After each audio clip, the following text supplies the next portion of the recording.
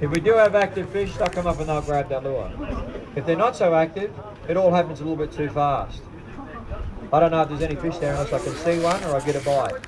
Far better way to use that lure is to change that retrieve speed. So cast the lure out in the water, wind it down to the depth, now let it sit, twitch your rod tip like this.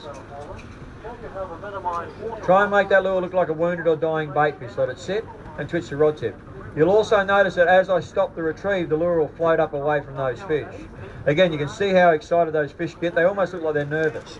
They're not sure whether they should bite the lure.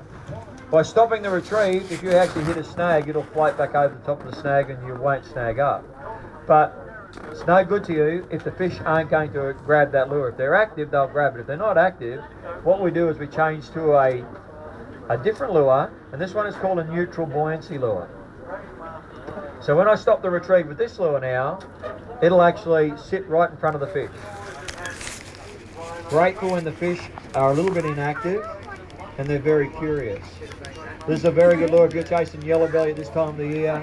Also if you're chasing bream amongst the oyster racks, it's a great lure. I'll cast it just short of that last bubbler.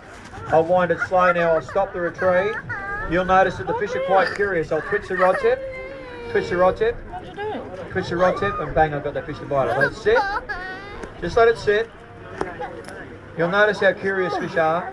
Sitting right there, I twitch the rod tip, twitch the rod tip. You see all of a sudden the fish, they're not sure whether they should bite that lure or not. Twitch the rod tip, twitch that rod tip, bang, and it's quite an aggressive strike. So big round of applause now for the world's only trained and performing fish guys. Come on, big round of applause.